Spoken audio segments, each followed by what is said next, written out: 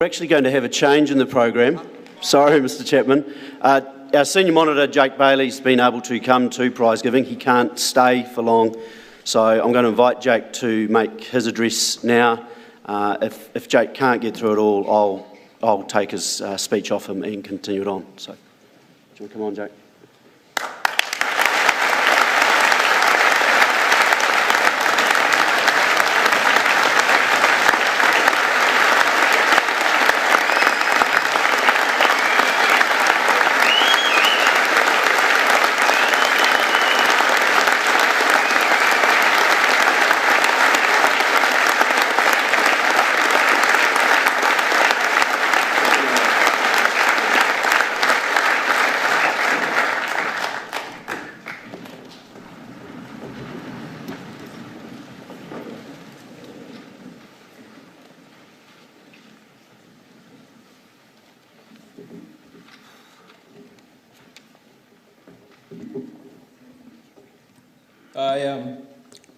I wrote a speech,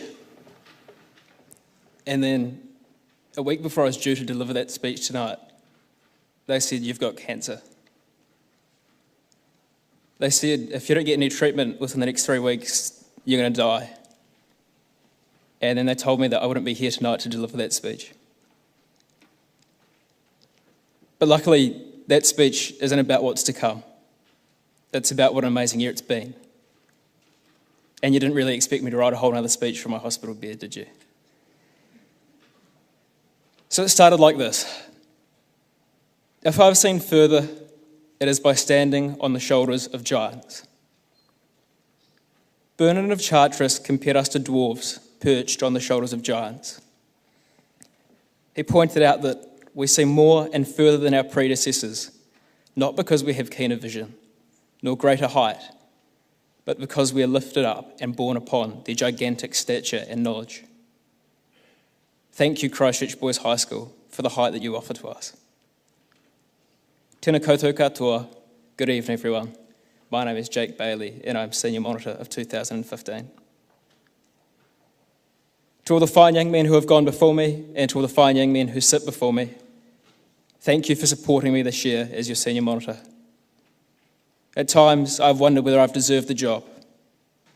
At times, I've doubted I could get it done to the standard I thought it needed to be done to. But despite my fears, I have never stopped striving to be a leader who did not let you down, and consequently, I'm grateful for what you've given me in return. I want to share with you all some words which I hold particularly close to my heart, words which meant a lot more to me this year than they ever could before. It is not the critic who counts, not the man who points out how the strong man stumbles, or where the doer of deeds could have done them better. The credit belongs to the man who is actually in the arena, whose face is marred by dust and sweat and blood, who strives valiantly, who errs and comes short again and again, because there is not effort without error and shortcoming, but who does actually strive to do the deed, who knows the great enthusiasm, the great devotion, who spends himself in a worthy cause, who, at the best, knows in the end the triumph of high achievement, and who, at the worst, if he fails, at least he fails while daring greatly. So that his place shall never be with those cold and timid souls that know neither victory nor defeat. This job would not have been possible alone, and consequently I must thank a massive team. Firstly, to my deputies, Sam and Jesse. You've been solid and inspirational, strong where I was weak, and an amazing source of support. I always felt you had my back, and that made every day so much better. To the monitors of 2015, I owe all of you so much. I treasure the connection I've had with each and every one of you. Thank you for accepting me into a brother. Thank you for accepting me into a group which I could have so easily not been accepted into, for giving me a chance, for the brotherhood that we have had. Maybe the best thing that this role has given me is a connection with all of you that I wouldn't have had otherwise. And it means more to me than you'll ever know. As I said on Monitors Camp, you're all exceptional people of outstanding calibre. Each and every one of you will go far. and I've learnt things from all of you. I must acknowledge the sturdy leadership and support I've received from Mr. Hill and the solid guidance received from Mr. Fraser, Mr. Williams and Mr. Dunnett throughout the year. It has been at the core of how I've conducted myself, and at times I would have been very lost without you. You've all taught me very much, and I will carry it through life with me. Thank you for the opportunity you gave me. I hope I did you proud. I want to acknowledge the support that I've received and sincerely thank the old boys. In particular, Terry Donaldson and Jim Blair for being men of fine character who encouraged me to walk beside you, and I've been honoured to do so. The old boys have helped me to grasp what 130 years of history means in action, what it means to value tradition, to appreciate our rich history, and to comprehend the mark the old boys have made in the worlds of the military, arts, culture, commerce, law, community service, and sport. I've been privileged to be supported by these wise men who spoke softly of their accomplishments and gently of how much we have to learn and offer, and about the responsibility that comes with this privilege. And these are words that I wrote before they sat beside my hospital bed. Thank you. Sadly, it's been both a short and a long few years, but here we are, ready to move on, men. We've worked hard to get to this point, but we haven't done it by ourselves. As guys, we become the type of men we are, not overnight, but as a result of our decisions, the choices that we make, and those who surround and support us. And it is those people that we need to thank. To our teachers, thank you for sharing your talent and knowledge, and the occasional movie. What you did for us often went beyond the call of duty. You took time to explain assignments repeatedly when we weren't listening. You allowed us to come to you for extra help when you could have chosen not to. You put in the effort to make lessons more interesting so we wouldn't just tune out. You demanded excellence from us, whether or not we wanted to give it. And even to a bunch of teenage boys, it didn't go unnoticed. To our parents, thank you for supporting us in more ways than it's easy to reconcile. Not just this year past, but for the last 13 years of school and for our whole lives. Every day you dragged us out of bed, made sure we were fed and clothed for school, herded us out the door. You helped with our homework, paid our class fees, came to our various events and our sports matches, and worked with the school as required. You commiserated over our daily dramas, and you were there for us. But you also gave us the space to become the men that we are today. To the sports coaches who provide us with the strong guidance and counsel, thank you for making school about more than just classwork. Through our sports, we've learned how to power on through adversity and give it our best, win or lose. We've learned the importance of discipline and good sportsmanship and how to work closely with others to achieve a common goal. And we've had a lot of fun doing it. My middle name is Ross. I was given it not long before I was born because my great-uncle Ross, he drowned in Sri Lanka.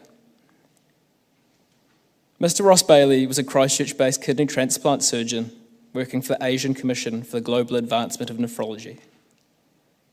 He was known for making a serious difference to an extraordinary number of people's lives back when organ transplants were an amazing feat. And all humility aside, he was the best in the world at it. A true pioneer, the first person to perform a kidney transplant in New Zealand. He was also an old boy of Christchurch Boys High School. He came from a working class background, the only one of his siblings to go to university, and he went on to save numerous lives because he could, because he sought higher things. His funeral saw the cathedral in the square bursting at the seams with people that he'd helped. He'd done so much in his short years, giving life to the dying. He dared to make a difference. A graduate of Boys High from a working class background, putting Aotearoa Peto into action. Now, we can't all save lives by transplanting organs, but we can make a difference in our own way. Christchurch Boys High supports academic, cultural and sporting success, and as a school, we're exceptional in each and every one of these fields. But we can't all be the best scholar achieving straight excellences, or the best sportsman in the first 15, believe me. But we can't be the best at everything, or even times at anything. What we can choose to have is moral strength. Moral strength is another of Boys High values. I wrote about this before I knew I had cancer, and now I have a whole new spin on it. Moral strength is about making a conscious decision to be a person who doesn't give up when it would be easy to. To be lesser because the journey is less arduous. Jim Rohn said, "Let others live small lives, but not you. Let others argue over small things, but not you. Let others cry over small hurts, but not you. Let others leave their future in someone else's hands, but not you." Of course, doing this will mean at some point you'll have to face your fear of falling short, a fear of looking like a fool, a fear of not being enough. And being senior monitor meant facing these fears every day. But here's the thing. None of us get out of life alive. So be gallant, be great, be gracious, and be grateful for the opportunities that you have. The opportunity to learn from the men who have walked before you and those who walk beside you. Boys High, I've been absent for 3 weeks. Could you please stop sending my mother texts every morning asking if she knows where I am? That aside, I've missed you all dearly. For the past 5 years, I've been a proud student who attended Christchurch Boys High, and from today onwards, for the rest of my life, I will be a proud old boy, giving back to those before me as they've given to me. My challenge to each of you and to myself is to continue to grow and to develop for the better. The future is truly in our hands. Forget about long-term dreams. Let's be passionately dedicated to the pursuit of short-term goals, micro-ambitious, work with passion and pride on what is in front of us. We don't know where we might end up or when it might end up. Some of us will not cross paths again. Some of us will likely be seen on TV, others in print, some of us in prison. But I've thoroughly enjoyed growing up with each and every one of you.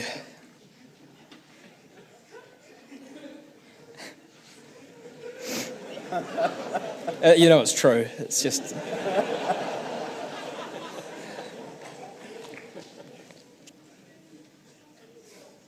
I've thoroughly enjoyed growing up with all of you, and it's been an honour and a delight to share these years of my life with you.